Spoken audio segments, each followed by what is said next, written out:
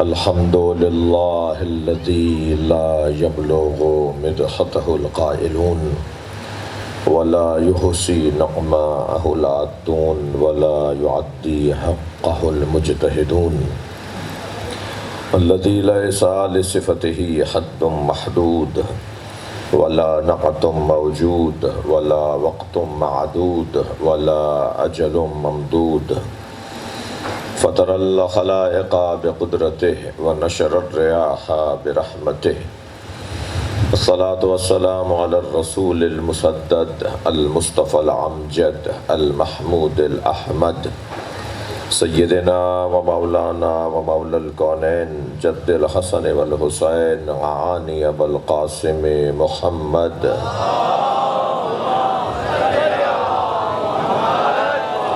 وآله الطيبين الطاهرين المعصومين الذين قال الله إنما يريد الله ليذهب عنكم الرجس أهل البيت ويطهركم تطهيرا اللهم صل على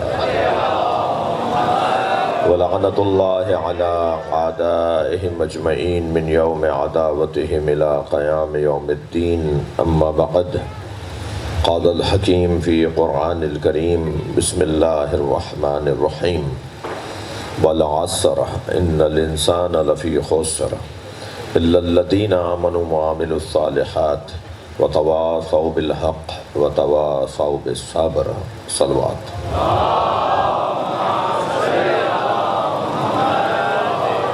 میں نے آپ کے سامنے قرآن کا ایک مختصر مگر مکمل سورہ پڑھا ہے۔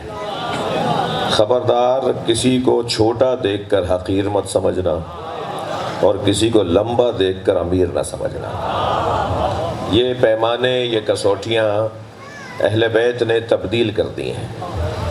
اس دروازے پر آنے والے کی اینک دوسروں سے مختلف ہے۔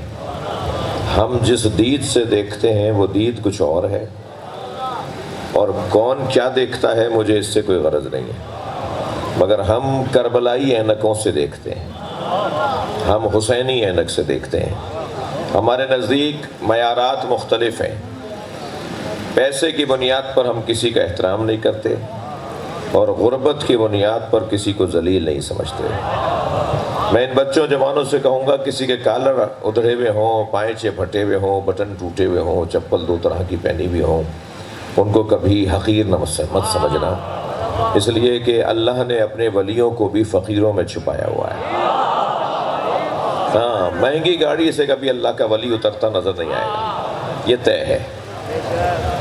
ہاں، بڑی گاڑی رکھیے، بہت اچھی بات ہے، اللہ نے دیا ہے تو رکھیے جی، اپنا پیسہ ہے، جائیداد ہے، بزرگوں سے میراث آئی ہے، بڑی گاڑی رکھنا چاہتے ہیں رکھیے، مگر پھر یہ آرزو ختم کر دیجئے کہ اللہ تمہیں ولی بنا دے گا۔ ولیوں کا انداز کچھ اور ہوتا ہے۔ تو خبردار میرے بچوں جوانوں، میں آپ سے بات کر رہا ہوں کہ یہ دنیا جانے آنے اور اس دنیا کے اندر جانے والا آنے والا مسلسل ایک سلسلہ جاری ہے۔ اختر بھائی کچھ عرصے پہلے تک مجلسوں میں بھرپور انداز سے شریک رہے اور آج ان کی ایصال ثواب کی مجلس ہو رہی ہے۔ میرا آپ کا حال بھی کچھ ایسا ہی ہے۔ ہم بھی کبھی کہانی ہو جائیں گے اور قصہ سنایا جائے گا، اور پھر کچھ عرصے بعد تو قصہ بھی نہیں سنایا جائے گا۔ حتیٰ یہ دنیا اتنی بے وفا ہے کہ جانے کے بعد بچے بھی پہلی برسی اور دوسری برسی اور پھر تیسری برسی پہ ویسا نہیں رہتا جیسے چہلم پہ حال تھا۔ یہ صرف امام حسین کا ذکر ہے جو ہمیشہ نیا نظر آتا ہے، ہمیشہ تازہ نظر آتا ہے۔ باقی ہم سب کا جو غم ہے نا، وہ غم ہی نہیں ہے۔ یہ دنیا میں آنے جانے کا نظام ہے۔ اس دنیا سے دل لگا کے مت رہنا۔ یہ دنیا کی میں آپ کو ایک عادت بتا دوں، اس کی نیچر بتا دوں۔ دنیا کا مزاج یہ ہے، اسے جتنا لات ماریں گے اتنا ہی یہ پیروں سے لپٹے گی۔ توجہ ہے بات کی؟ یہ جتنا اسے نظر انداز کریں گے نا، اتنا ہی یہ آپ کے طرف آئے گی، اتنا ہی آپ سے پیار کرے گی۔ تو بہتر نہیں ہے اسے نظر انداز کر کے مولا علی کو راضی کیا جائے۔ صلوات پڑھیں ذرا محمد و آل محمد۔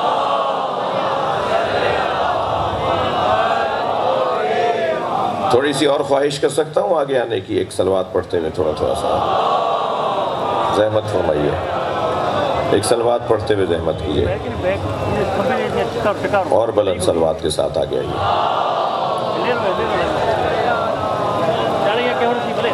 اور بلند صلوات کے ساتھ آگے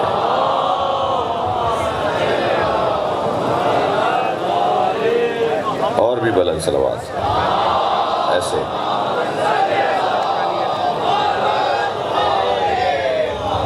یہ جگہ جہاں میں اور آپ رہ رہے ہیں نا، یہ توہمات کی جگہ ہے، واہمات کی جگہ ہے، دھوکے اور فریبوں کی جگہ ہے.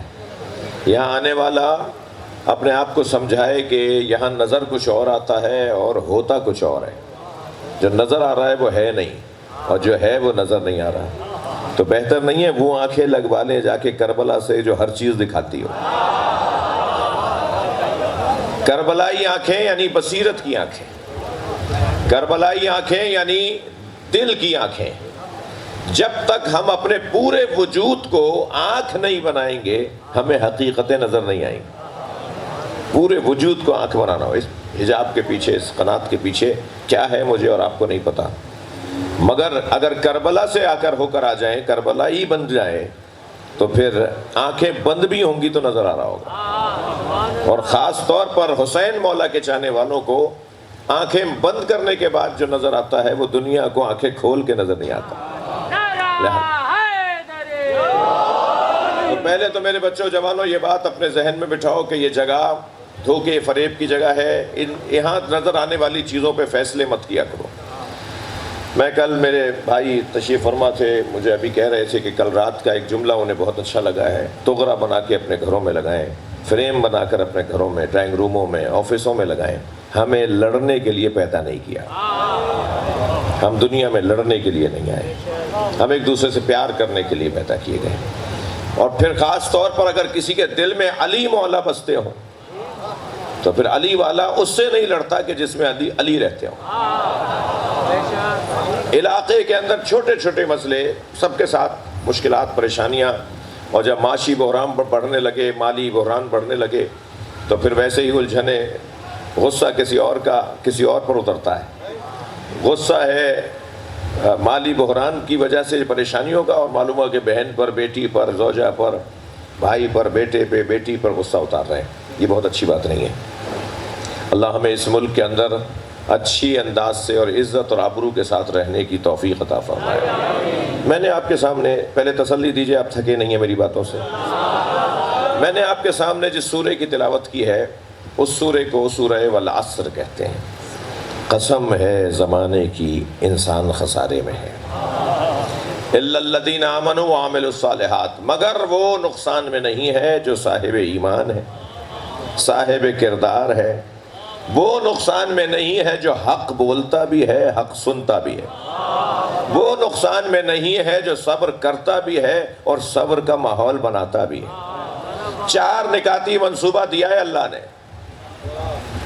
بڑی بڑی حکومتوں کے ایجنڈے ہوتے ہیں، وہ بھی کسی کے ہوں تو بڑی حکومت کہلائے گی. بعض لوگوں کا تو کوئی ایجنڈا ہی نہیں ہے، ان کا صرف ایک ایجنڈا ہے کہ میری جیب بھر جائے، میری اپنی جائیدادیں بن جائیں. لیکن بعض باقاعدہ سیاسی لوگوں کے ایجنڈے ہوتے ہیں، بعض مملکتوں اور حکومتوں کے ایجنڈے ہوتے ہیں کہ ہمیں ان 3 سالوں میں کیا کرنا ہے، ہمیں ان 5 سالوں میں کیا کرنا ہے.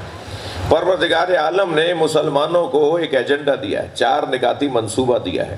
ان 4 باتوں پہ عمل کر لو تو پھر تم مصطفائی ہو جاؤ گے، تم مرتضائی ہو جاؤ گے، تم حسینی ہو جاؤ گے. وہ 4 نکاتی منصوبہ، سب سے پہلا نقطہ ہے ایمان. اپنے ایمان کو بچانا، اپنے ایمان کو محفوظ رکھنا، اپنے آپ کو مومن باقی رکھنا، یہ بہت بڑا ہنر ہے. خاص طور پہ آج کے زمانے میں جہاں قدم قدم پر ایمان مینڈک کی طرح پھدک جاتا ہو. مجھے معاف کیجیے گا، آخری زمانے میں ایمان بچانا ایسا ہو جائے گا جیسے مینڈک تولنا مشکل ہوتا ہے. توجہ ہے؟ مینڈک تول کے دکھائیے ذرا. جی میں یعنی جو ایک تشبیہ دے رہا ہوں، مینڈک تولنا کتنا مشکل ہے. مینڈک تولنا، مسلسل وہ ہلتا رہے گا اور ترازو بگڑتا رہے گا. توجہ ہے؟ مسلسل وہ اچھلتا رہے گا اور ترازو بگڑتا رہے گا. بہت مشکل ہے مینڈک تولنا. ایسے ہی آخری زمانے میں قدم قدم پر ایمان پھدکتا رہے گا، قدم قدم پر ایمان ہمارے ہاتھوں سے نکلتا رہے گا. کبھی آفس میں، کبھی ادارے میں، کہیں روڈ پر، کہیں رستے میں. ایسے میں کرنا کیا ہے؟ عزیزان گرامی، چھوڑ دیجئے ان لوگوں کو جو آپ کے رونے کا مذاق بناتے ہیں، چھوڑ دیجئے ان لوگوں کو ان کے حال پر جو آپ کے کالے کپڑوں کا مذاق بناتے ہیں، وہ جو آپ کے ماتم کے اوپر مذاق بنا رہے ہوتے ہیں، وہ جو آپ کی مجلس میں بیٹھنے کے اوپر مذاق بنا رہے ہوتے ہیں، ان کے کلپوں کو وہیں ڈیلیٹ کر دیا کرو، اس لیے کہ انہیں تو مرنے کے بعد پتہ چلے گا کہ ماتم کا فائدہ کیا ہے، اور ہمیں آج پتہ ہے کہ ایمان بچانے کا واحد ذریعہ حسین کی مجلس ہے۔ صلوات پڑھ لیں محمد و آل محمد۔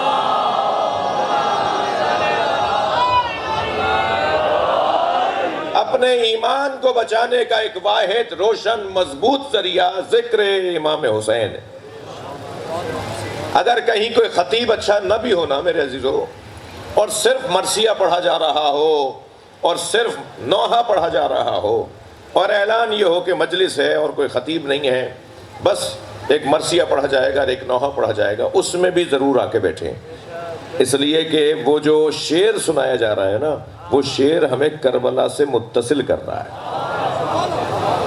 جی بہت اچھا ہو کہ کوئی مضبوط خطیب بھی آ جائے، بہت اچھی نصیحتیں بھی وہ کر دے، میرے لیے 4 فائدے اور ہو جائیں گے، لیکن اگر ایسا بھی نہ ہو رہا ہو، بلکہ بزرگوں کی شاعری، میر انیس، مرزا دبیر، اور جو سندھی شاعری مرثیہ ثابت علی شاہ، سائیں ثابت علی شاہ کے جو مرثیے ہیں، شاہ لطیف کے تو اگر کوئی سمجھا دے تو آج کا پکا سندھی وہ ہے جیسے شاہ لطیف سمجھ میں آتا ہے، جسے شاہ لطیف سمجھ میں آتا ہے، بہت مشکل زبان ہے تو، لیکن یہ جو دہرایا جاتا ہے اس کے بڑے فائدے ہیں۔ بھئی 2 گھنٹے تک اگر میں گلاب بیچنے والے کی دکان پر رہ کر آ جاؤں تو 4 گھنٹے تک میرے اندر سے گلاب کی خوشبو آتی ہے۔ جو 70 سال سے حسین حسین کر رہا ہو، اس میں امام حسین کی کردار کی خوشبو نہیں آئے گی۔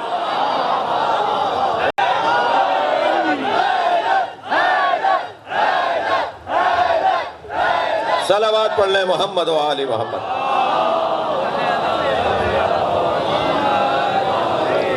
انسان اثر لیتا ہے نا، اور خاص طور پر ہم ہر اس چیز کا اثر لیتے ہیں جس کی ہمیں ضرورت ہوتی ہے۔ جس چیز کی مجھے ضرورت ہوگی نا، ہم اس کا اثر لیں گے۔ یہاں بھوک لگ رہی تھی، وہاں کسی گھر سے کوئی خوشبو آئی تو نہ چاہتے ہوئے بھی دماغ وہاں جانے لگے گا، اثر لینے لگیں گے، اس لیے کہ اس کی ضرورت ہے۔ پیاس بڑھ رہی تھی، سامنے پانی نظر آ گیا، میری اور آپ کی روح کی ضرورت کو حسین کہتے ہیں۔ ہماری روح کی ضرورت ہے امام حسین علیہ السلام، لہذا ہم جہاں پر بھی ہوں وہاں امام حسین کا ذکر ہمیں تقویت پہنچائے، یہ میری عادت بن جائے، اس سے میرا ایمان بچے گا۔ ایمان بچانا ہے اپنے آپ کو مومن رکھنا ہے۔ بہت موٹی، ظاہری طور پر موٹی سی بات، اور ظاہری ایمان کا مطلب کیا ہے؟ اللہ کو ماننے والا، تھکے تو نہیں آپ؟ رسول اللہ کی خاتمیت کو ماننے والا، توجہ، مولا علی کی ولایت کو ماننے والا، کربلا کو محفوظ رکھنے والا، مہدویت کو ماننے والا مومن ہے۔ جی 5 نکاتی منصوبہ ہو گیا۔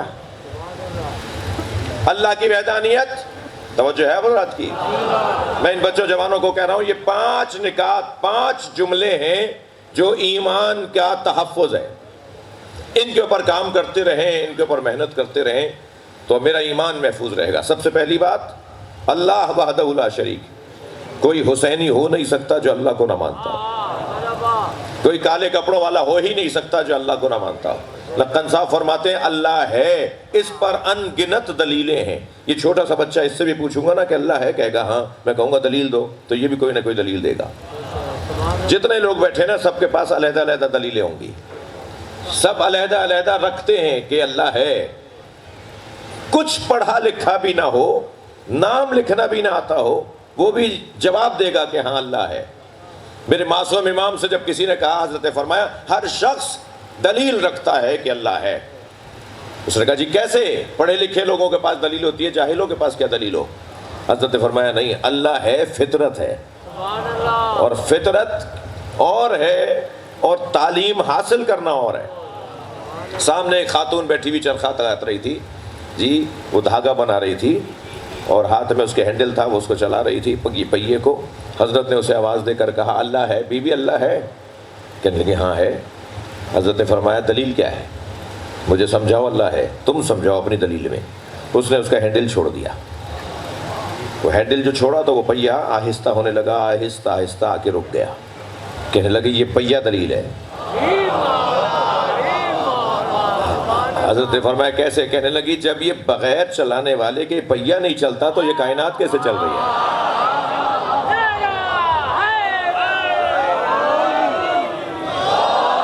صلوات پڑھ لیں محمد و آل محمد۔ بھائی نقن صاحب کا ایک جملہ آپ کو ہدیہ کر رہا ہوں۔ پرانا عزاداروں کا علاقہ ہے، پرانے پیڑوں کی زیارت کرتا ہوا آ رہا ہوں ابھی رستے میں سے۔ اور ویسے یہ مارواڑی جو مسلمان مومن ہیں ان کی تو ہسٹری کچھ اور ہے۔ یہ مرنے مارنے والے مولائی ہے، بڑے سخت مزاج۔ توجہ ہے بات کی؟ علامہ نقن صاحب فرماتے ہیں کہ اللہ ہے، اس پر انگنت دلیلیں ہیں، مگر سب سے بڑی دلیل کہ اللہ ہے وہ عصر عاشور حسین کا اطمینان ہے، اطمینان قلب امام حسین، چہرے پر اطمینان ہے کہ میرا کوئی مالک ہے جو مجھے دیکھ رہا ہے، جو مجھے چاہتا ہے، جو مجھے آزمائش میں مبتلا کر کے مجھے حسین بنانا چاہتا ہے۔ سب سے پہلا عنوان، تسلی دیجئے تھک نہیں رہے میری باتوں سے، سب سے پہلا عنوان عقیدہ توحید، کوئی حسینی نہیں ہو سکتا جو موحد نہ ہو۔ دوسرا عنوان خاتمیت کا ہے، ہم سارے نبیوں کو مانتے ہیں مگر ان سارے نبیوں کے سرتاج کو مصطفیٰ کہتے ہیں۔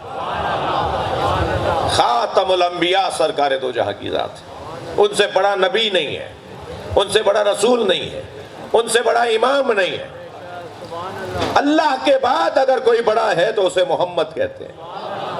سب سے بڑا وجود بعد از خدا بزرگ تو ہی قصہ مختصر، سب سے زیادہ بڑا وجود اگر کسی کا ہے بعد از خدا تو وہ سرکار دو جہاں کا ہے، ان سے بڑا وجود کوئی نہیں ہے۔ جس کے وجود پر علی قربان ہو جائے، جن کو دیکھ دیکھ کر علی کی آنکھوں میں شوق کے آنسو آ جائے، جنہیں دیکھ دیکھ کر علی حوصلہ لیتے ہوں۔ توجہ کر لیا آپ نے؟ 40 سال کے بعد، نبی کی رحلت کے 40 سال کے بعد ایک چاہنے والے نے مولا علی سے کہا کہ آپ کی داڑھی سفید ہے، آپ کے بال سفید ہیں۔ مولا علی کی 63 برس کی زندگی رہی، تو کہا کہ آپ خضاب کیوں نہیں کرتے؟ آپ خضاب کر لیں، رنگ لگا لیں۔ سنیں گے جملہ مولا علی کا؟ جب کسی چاہنے والے نے کہا یا علی آپ کی داڑھی سفید ہو گئی ہے، آپ خضاب کیوں نہیں کر لیتے؟ تو مولا علی نے فرمایا نحنو فی عزاء رسول، میں نبی کی عزاداری میں ہوں، میں غم کی کیفیت میں ہوں۔ 40 سال کے بعد بھی مولا علی کو نبی کا غم تھا۔ اب تمہاری مرضی ہے کہ تم کہہ دو کہ غم تو 40 دن کا نہیں ہوتا، غم تو ساری زندگی کا نہیں ہوتا، 3 دن کا سویم ہوتا ہے۔ توجہ چاہوں گا، اور پھر اس کے بعد غم ختم ہو جاتا ہے۔ مگر مولا علی فرما رہے ہیں کہ میں مولا نبی کے غم میں ہوں، تو ان ہستیوں کا حساب ہماری طرح نہیں ہوگا۔ توجہ کر لی؟ خاتمیت۔ تیسرا عنوان ہے ولایت علی کا۔ وہ بہتر مسلمان نہیں ہے، وہ بہتر حیدری اور علوی اور مولائی نہیں ہے کہ جو ولایت علی کا مطلب نہ سمجھتا ہو۔ تھوڑی توجہ، ایک ایکیڈمک گفتگو کرنا چاہ رہا ہوں۔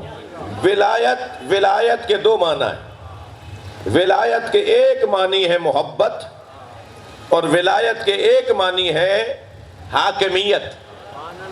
مولا علی سے پیار یعنی ولایت علی، مولا علی کو اپنا حاکم مانے یعنی غدیر ولایت علی۔ غدیر کے میدان سے پہلے جو علی سے پیار ہے وہ ولایت بے معنی محبت ہے، اور غدیر کے اعلان کے بعد جو علی سے تعلق ہے وہ ولایت بے معنی حاکمیت۔ ہم مولا علی کو اپنا حاکم مانتے ہیں، اور وہ کیا حاکم ہے کہ جس کا دل پر کوئی روب نہ ہو۔ اس لیے علی اگر پھٹے بوریے پر بھی بیٹھے ہوں، ٹوٹی چارپائی پر بھی بیٹھے ہوں، علی کی جوتیوں میں بند بھی لگا ہوا ہو، علی کے ابا میں اگر پیوند بھی لگے ہوئے ہوں تو علی کیونکہ ہمارے دل کا حاکم ہے اس لیے حاکم ہے. یعنی پہلے دور خلاف حکومت میں، دوسرے دور حکومت میں، تیسرے دور حکومت میں، ہر دور میں بعد از نبی اگر کوئی خلیفہ ہے تو وہ علی. توجہ چاہوں گا. میرا سوال یہ ہے کہ نبی مکرم جب مدینے میں آپ نے حکومت نہیں بنائی، سرکار کی حکومت مدینے میں بنی، حاکمیت ہوئی، آپ نے پوری حکومت بنائی، وزیر بنائے، ذمہ داریاں سونپیں، شہری ذمہ داریاں آپ نے اپنے اصحاب میں تقسیم کی. مملکت ریاست مدینہ کتنا سنا ہے پچھلے چند سالوں میں تو جی، ریاست مدینہ سرکار دو جہاں نے، یہ جو مدینے کی ریاست سرکار نے جب بنائی ہجرت کے بعد، تو کیا ریاست بنانے کے بعد نبی ہوئے؟ پہلے سے تھے نا. سرکار تو اس وقت بھی نبی تھے جب ابھی آپ دنیا میں نہیں آئے تھے. سرکار تو اس وقت بھی نبی تھے جب حضرت ابراہیم کی نبوت تھی. یہ واحد نبی ہے جو سارے نبیوں پر حاکم ہے. تو اب نبی مکرم کا حکومت سے تو کوئی تعلق نہیں ہے نا. یعنی حکومت ملے تب بھی نبی، نہیں تھی تب بھی نبی. تو علی حکومت ملے تب بھی علی، حکومت نہ ملے تب بھی علی. اس میں کون سی بہت مشکل بات ہے؟ لہٰذا جب میرے مولا کے پاس چوتھے دور حکومت میں حکومت آئی ہے، علی اس سے پہلے بھی علی ہے. کسی کا گزارا بغیر علی کے نہیں. نہ علی کے زمانے والوں کا گزارا بغیر علی کے ہے، نہ ہمارا گزارا بغیر علی کے ہے.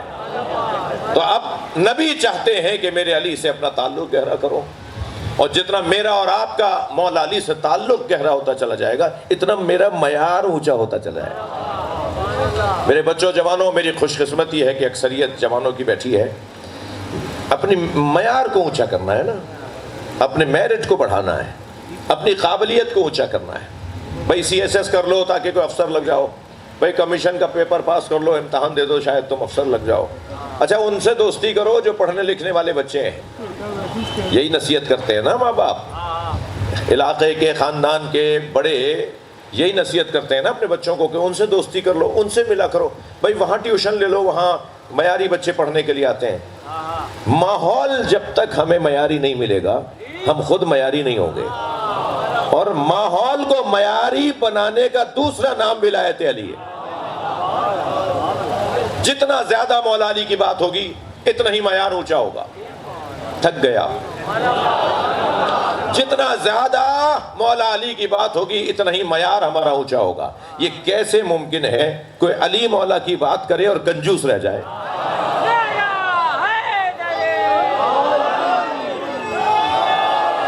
معیار اونچا ہو رہا ہے نا، معیار اونچا ہو رہا ہے نا. یعنی مولا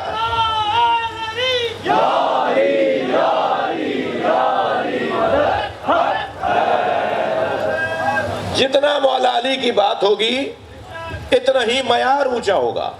تھوڑی بات آگے بڑھے. ہو نہیں سکتا جو فرشتوں کو روٹیاں کھلائے اس کے چاہنے والے محلے کے غریبوں کو نہ کھلائیں.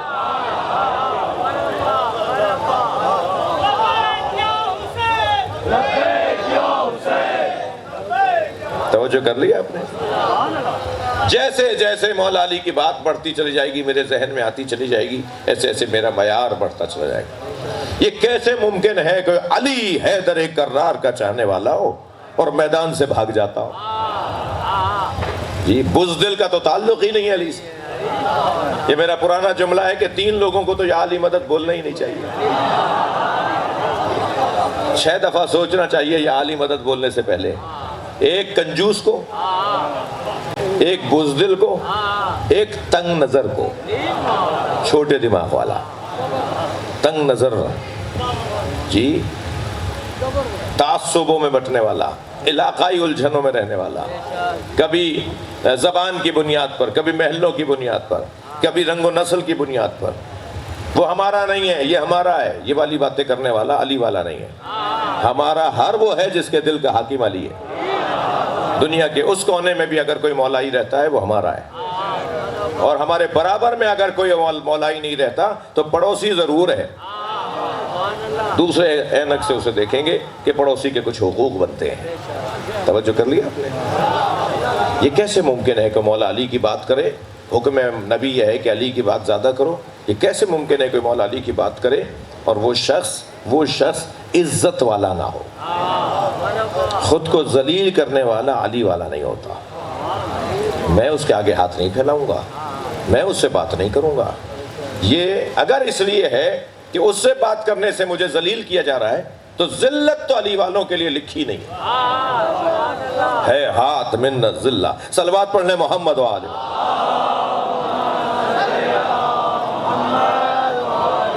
یہ میرے مولا حسین کا نعرہ ہے، یہ نہیں فرمایا ہے ہاتھ منی الذلہ، مجھ حسین سے ذلت دور ہے، فرمایا ہم سے ذلت دور ہے۔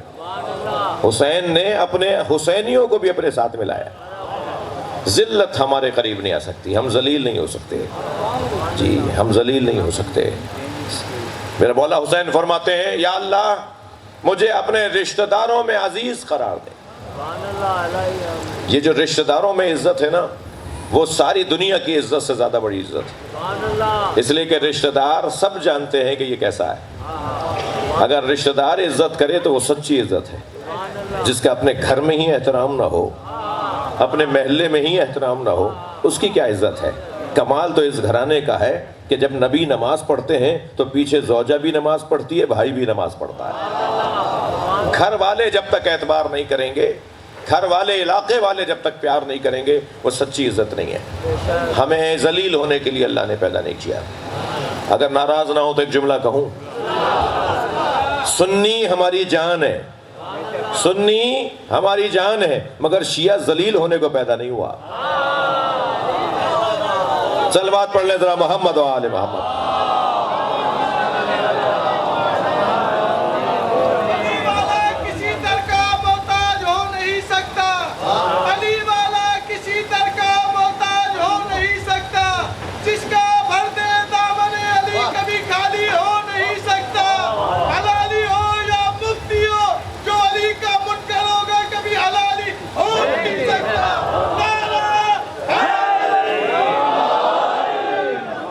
معیار اونچا ہو رہا ہے یا نہیں؟ یعنی جیسے جیسے مولا علی کی بات بڑھتی جا رہی ہے، معیار اونچا ہوتا جا رہا ہے۔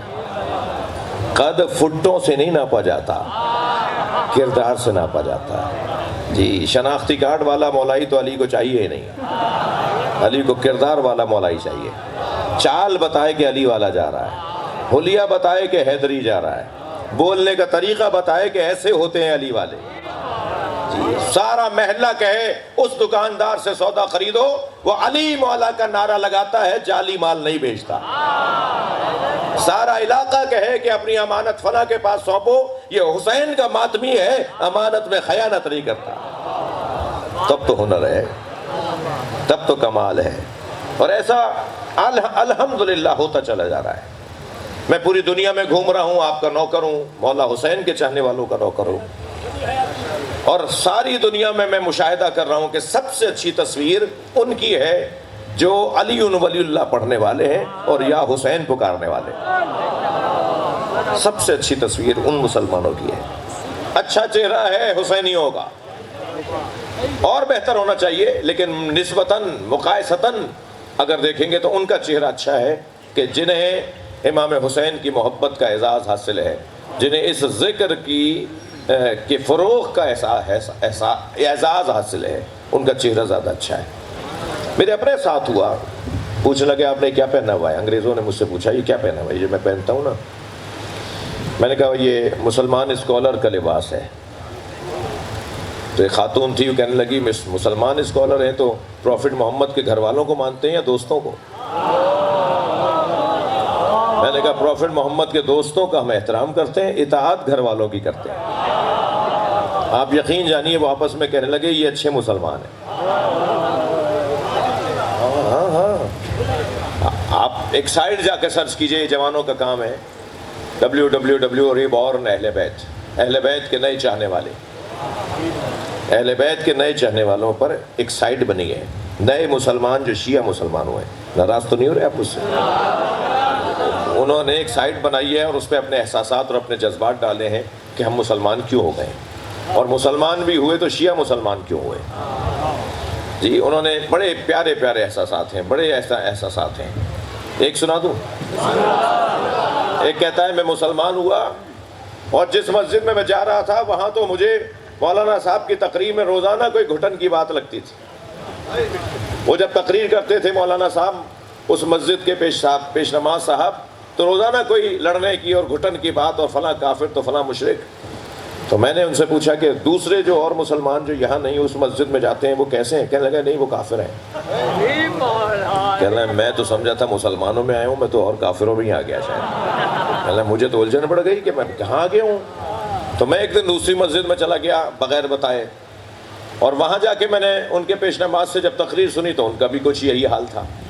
تو میں نے ان سے پوچھا وہ 2 گلی بعد جو وہ والی مسجد جہاں کہتا ہے میں پہلے تھا، میں نے کہا وہ کیسے؟ کہنے لگا نہیں وہ مشرک ہے. میری اور پریشانی بڑھ گئی. تو میں نے اپنے ایک مسلمان نو مسلم دوست سے کہا کہ بھائی میں پریشانی بڑھ رہی ہے، میں کیا کروں؟ اس نے کہا ایسے جاؤ ایک اور بھی سینٹر ہے وہ بھی اپنے آپ کو مسلمان کہتے ہیں.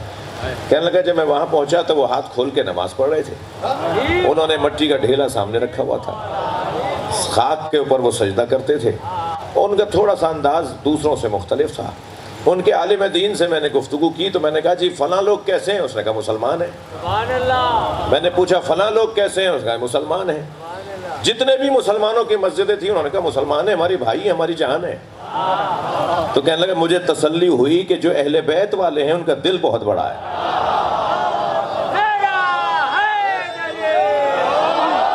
صلوات پڑھ لیں محمد و آل، صلوات پڑھ لیں محمد و آل.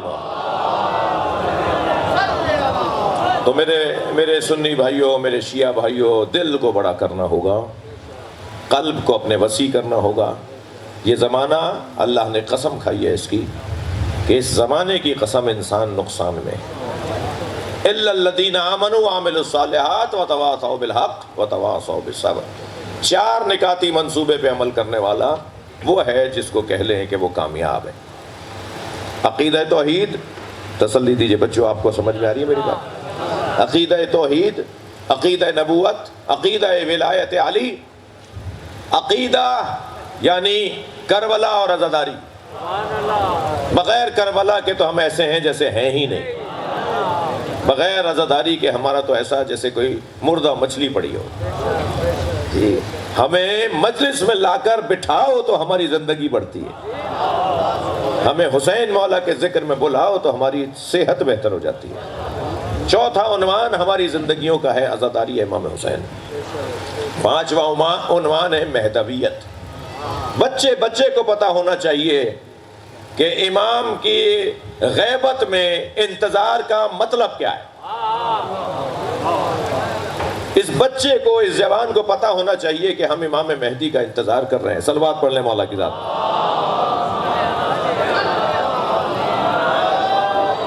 تو اس انتظار کا مطلب کیا ہے؟ انتظار کا مطلب کچھ نہ کرنا نہیں ہے بلکہ آنے والے کے لیے تیاری کرنا ہے. اس مجلس میں مجھ خطیب کو اگر آخر میں آنا تھا تو کیا آپ کو بھی آخر میں ہی آنا تھا؟ ایسا نہیں ہوا. ہم فرض کر رہے ہیں کہ اس مجلس میں اگر مجھ خطیب کو مثلاً مجلس شروع ہونی ہے 2 بجے سے اور 4 بجے مثلاً مجھ خطیب کو مجلس پڑھنی ہے تو میں تو 4 بجے آؤں گا نا. لیکن کیا مجمع بھی 4 بجے آئے گا؟ مجمع تو پہلے سے آ کے بیٹھے گا نا. پہلے سے آ کر بیٹھے گا تو انتظار کہلائے گا، ورنہ تو الٹا ہو جائے گا. میں آپ کا انتظار کروں گا، میں آ کے بیٹھ گیا اور انتظار کر رہا ہوں کب عزیز آئیں گے تو میں مجلس پڑھوں. تو ایسا تو نہیں ہوگا نا. جب مؤذن اذان کہتا ہے تو پیش نماز مصلی پر پہلے آتا ہے یا نمازی پہلے آتے ہیں؟ ایسا ہی ہے. کلاس اسکول جاتے ہوئے بچے، پہلے اسمبلی کے اندر بچے پہنچتے ہیں نا، پہلے کلاسوں میں سب جا کے بیٹھتے ہیں، پھر ٹیچر آتا ہے نا. کرتا نہیں لاؤ بھائی، آپ لوگ پہلے کلاس میں جا کے بیٹھ جاتے ہیں، اس کے بعد ٹیچر کلاس میں آتا ہے. تو وہ جو بیٹھے ہوئے سوچ رہے ہیں کہ کب دروازے سے کوئی آئے گا. صلوات پڑھ لیں امام کے ظہور کے لیے. وہ ہے در حقیقت اپنے مولا کا انتظار. انتظار بھی دو طرح کا ہوتا ہے، توجہ چاہوں گا، تھکے نہیں میری باتوں سے۔ انتظار بھی دو طرح کا ہوتا ہے، ایک بچکانہ انتظار ہوتا ہے اور ایک عالمانہ انتظار ہوتا ہے۔ بچکانہ انتظار کون سا ہے اور عالمانہ انتظار کون سا ہے؟ ابا کہہ کے گئے کہ میں جب آفس سے واپس آؤں گا تو تمہارے لیے ٹافی لاؤں گا۔ اب بچے کو ابا سے زیادہ ٹافی کا انتظار ہے اور بار بار دیکھ رہا ہے کہ اب ٹائم ہو گیا، کب آئیں گے اماں، کب پہنچیں گے؟ ارے بھائی کہیں رہ گئے ہوں گے، آنے والے ہوں گے۔ اور جیسے ہی گھر میں ابا کو داخل ہوتے ہوئے دیکھا تو ان کی نگاہیں ابا کے چہرے کی طرف نہیں ہیں، ہاتھ میں تھیلی کی طرف ہے۔ اور آگے بڑھ کر معلوم ہے ابا سے تھیلی لینے کی کوشش کی اور وہ کہہ رہے ہیں نہیں سب کا ہے، سب کو دوں گا، اور پھر وہ سب میں بانٹتے ہیں۔ اور یہ بچے انتظار کر رہے تھے کس کا؟ ٹافی کا۔ تو بچکانہ انتظار یہ ہے کہ ہمیں امام کے آنے پر کیا کیا ملے گا۔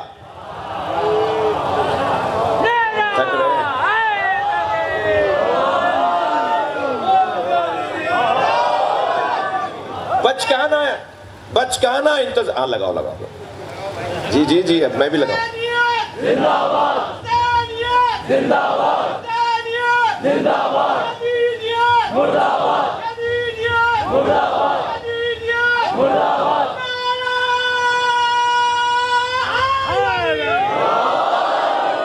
توجہ کر لیا آپ نے؟ امام آئیں گے تو یہ فصلیں اگیں گی، پھل بہت اچھے لگیں گے۔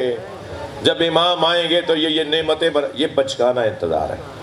اور ایک انتظار ہوتا ہے عالمانہ انتظار، بڑی محنت کر کے پیپرز کی تیاری کی، پھر جا کر پیپر دیے، امتحان دیا، بڑی محنت کر کے امتحان دیا، اور اب انتظار کر رہے ہیں کہ رزلٹ کب آئے گا، اور اب بھاگے چلے جا رہے ہیں کہ آج رزلٹ کا دن ہے، رزلٹ ڈے ہے، اور اپنے کالج میں، اپنی یونیورسٹی میں، اپنے اسکول میں جا کر اس پرچے میں رش لگا ہوا ہے، دھکا لگ رہا ہے کہ نام ذرا تلاش کروں، میرا نام بھی آیا یا نہیں آیا۔ اور ایک ہٹتا ہے تو ایک مرتبہ گھس کے آگے جا کے دیکھوں باریک لکھا ہوا ہے میرا نام ہے یا نہیں ہے۔ اچھا جس کا نام ہوتا ہے وہی پاس ہوتا ہے، جس کا نام نہیں ہوتا دلیل ہے کہ وہ فیل ہے۔ سرکار کی کلاس میں فلاں 10ویں درجے پر، فلاں 9ویں درجے پر، فلاں 8ویں درجے پر، جن کا نام ہی نہیں ہے۔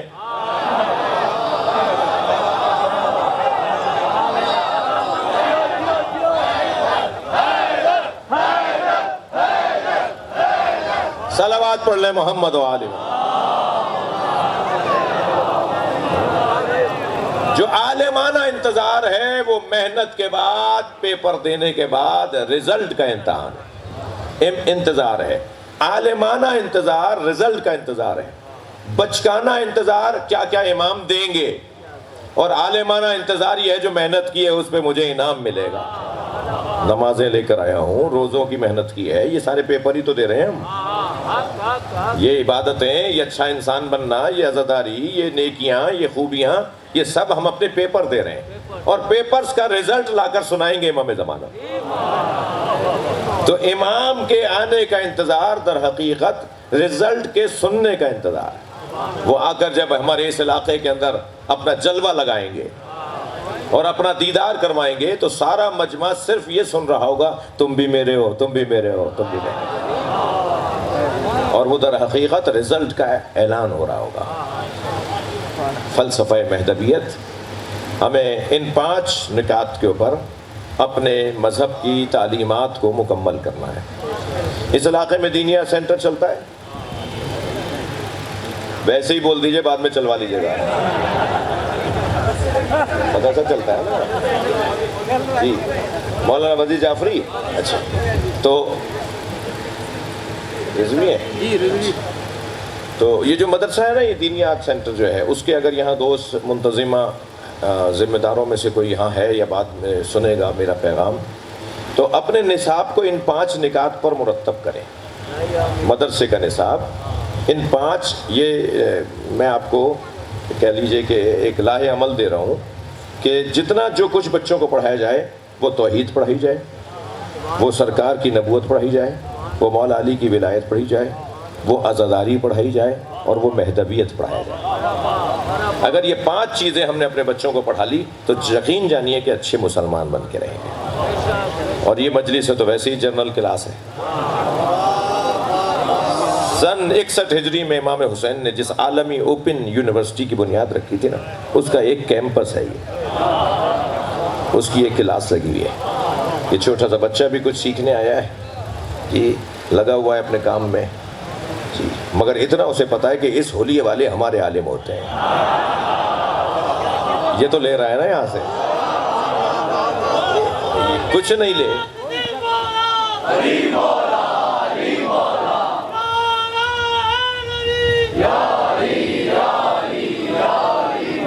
وہ بزرگ بھی آئے ہوئے ہیں، وہ ڈاکٹر صاحب بھی آئے ہوئے ہیں، وہ انجینئر صاحب بھی آئے ہوئے ہیں، وہ زمیندار بھی آئے ہوئے ہیں، وہ ٹھیلا چھوڑ کر اپنا مجلس سننے کے لیے، اب اتنا لمبا اسے نہیں بیٹھا ہوں جی، وہ بھی آیا بیٹھا ہے، سب آئے بیٹھے ہیں نا۔ در حسین پہ ملتے ہیں ہر مزاج کے لوگ، تھوڑا سا گردن ہلانا اگر مصرع اچھا لگے تو۔ در حسین پہ ملتے ہیں ہر مزاج کے لوگ، یہ دوستی کا وسیلہ ہے، دشمنی کا نہیں۔ صلوات پڑھ لیں محمد و آل محمد۔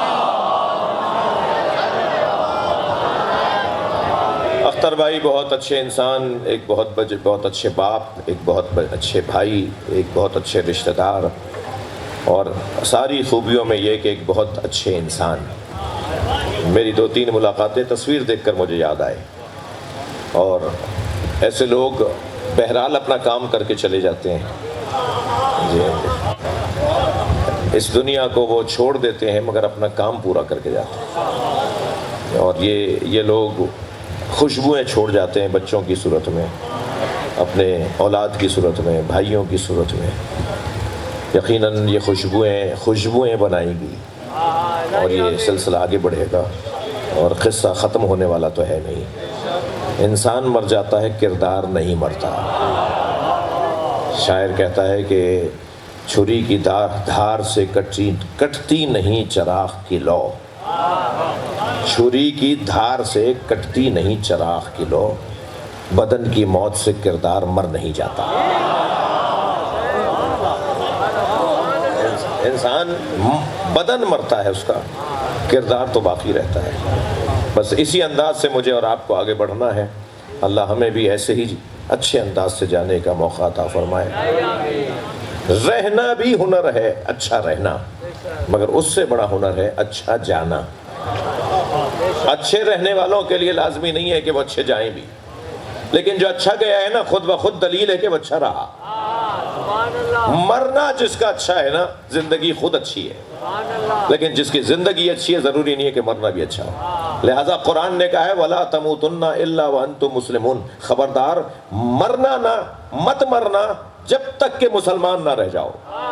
یعنی مسلمان مرنا ہنر ہے، مسلمان جینا ہنر نہیں ہے۔ بہت سارے لوگ مسلمان زندہ رہتے ہیں مگر لعنت اللہ علیہ ہو جاتے ہیں، اور بہت سارے لوگ کچھ بھی نہیں ہوتے اور حور علیہ السلام ہو جاتے ہیں۔ ممکن ہے، اس لیے کوئی ضروری نہیں ہے کہ کسی کا ماضی اچھا ہو تو مستقبل اچھا ہو جائے، لیکن جس کا مستقبل اچھا ہے دلیل ہے کہ اس کا ماضی بھی اچھا ہے۔ کوئی ایسی نیکی تھی جس نے اس کو بڑا کر کے ایک سجا کر اس کی زندگی کا اچھا خاتمہ کروایا ہے۔ تو عزیزو، اللہ کا معاملہ تو ہر شخص اپنا اللہ کے ساتھ تعلق کو خود بہتر جانتا ہے۔ آخری جملہ کہہ رہا ہوں، کسی سے نفرت نہیں کرو، کیا معلوم ہم اس سے نفرت کریں اور کل کو وہ ہم سے زیادہ اچھی جگہ جنت میں نظر آئے۔ ارے بھائی، ہم تو تمہیں برا سمجھتے تھے، تم اتنی اچھی جگہ پر کیوں ہو؟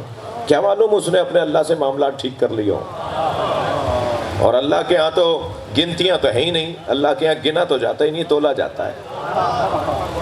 اللہ کے ہاں گنا نہیں جاتا، تولا جاتا ہے۔ کون سی سبزی تول کے دی جاتی ہے، کون سی سبزی گن کے دی جاتی ہے، کون سا پھل گن کے دیا جاتا ہے، کتنے درجن ہیں۔ وہ درجنوں میں جو چیزیں بکتی ہیں وہ اور ہیں، اور جو وزن سے بکتی ہیں وہ اور ہیں۔ اللہ کے ہاں کیا ہوتا ہے؟ اللہ کے ہاں گنا نہیں جاتا۔ کتنے سالوں کی نماز لائے ہو یہ نہیں دیکھتا، کیسی لائے ہو۔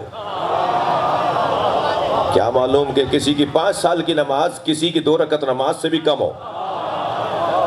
اس لیے یہ فیصلے میرے کرنے کے نہیں ہیں، مجھے تو یہ کرنا ہے کہ میں کسی سے نفرت نہ کروں، ہر ایک سے پیار کروں، اور جس سے میں پیار کر رہا ہوں، مثلا اگر کوئی ہندو بھی ہے اور میں اس سے نفرت کر رہا ہوں، کیا معلوم کہ کل میں کچھ اور ہو جاؤں اور وہ ہندو مولائی ہو جائے،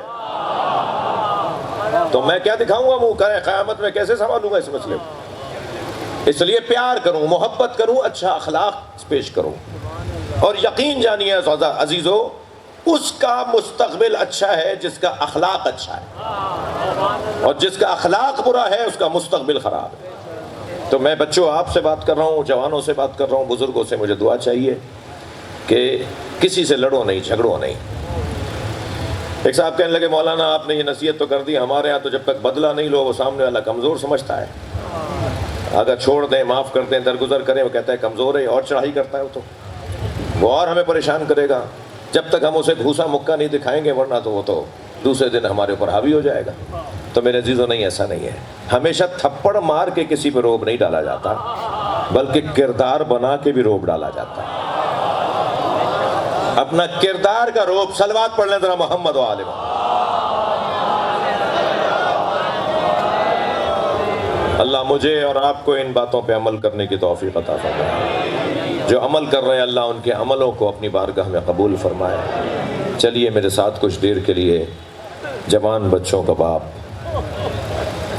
عزادار، مولائی، علم والا، ماتم والا، عزیزو میں تھوڑا سا صبر کروں گا، اذان سنوں گا۔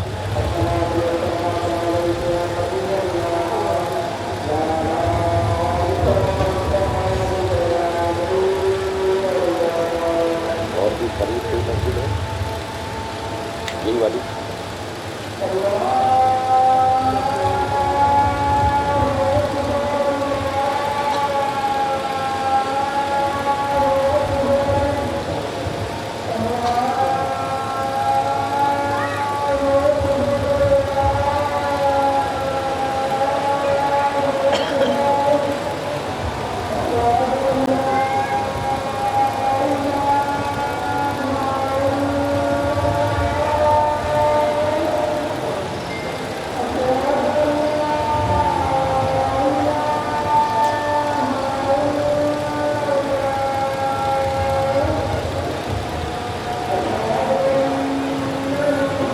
اللہم صلی علی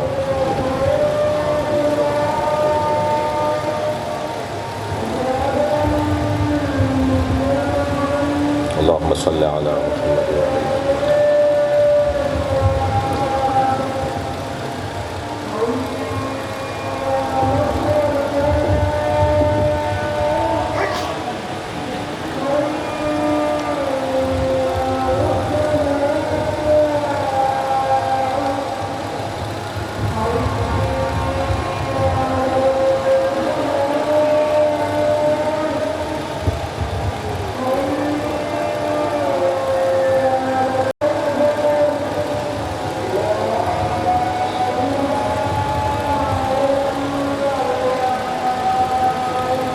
حسین کربلا میں اکیلے ہیں، علی اکبر کا لاشا اٹھا چکے، عباس مولا کے کٹے ہوئے بازو اٹھا چکے، قاسم کا پامال لاشا جمع کر کے گنج شہیدہ میں لا کے رکھ چکے، حسین مولا نے اون و محمد کے لاشے اٹھا لیے۔ حد ہے کہ وہ لاشا جو حسین سے اٹھتا نہیں تھا وہ بھی لا کے قبر کے حوالے کر دیا، وہ علی اصغر کا لاشا، وہ چھوٹا سا ننھا سا لاشا۔ سلام ہو اس ماں پر جس نے اپنے بچے کو سجا کے دیا، مولا میرے بچے کو پانی پلا لائیے۔ اور اس بچے نے کیسا پانی پیا کہ جب سکینہ نے گلے میں لگا ہوا تیر دیکھا، جب ماں نے گلے میں لگا ہوا تیر دیکھا تو جناب رباب نے ایک جملہ فرمایا، اے میرے لال، عرب تو اونٹنی کے دودھ پیتے بچے کو نہر نہیں کرتا، یا بنیا امثلو کا جو نہر، کیا تجھ جیسوں کو نہر کیا جاتا ہے۔ حسین مولا یہ لاشا بھی لا کر رکھ چکے، اب کربلا کا میدان ہے اور حسین تنہا ہے۔ جب آئے ہیں نا گھوڑے کے قریب، ذوالجنہ کے قریب کہ بیٹھ جائیں گھوڑے پر، تو کیا دیکھا کہ کوئی مجھے سوار کروانے والا نہیں ہے۔ حسین کی غربت، در خیمہ سے جناب زینب نے دیکھا کہ بھائی کو عباس یاد آ رہا ہے، بھائی کو میرا علی اکبر یاد آ رہا ہے۔ آگے بڑھ کر گھوڑے کی لگام پکڑی، زین سنبھالی اور آواز دے کر کہا ابھی زینب زندہ ہے۔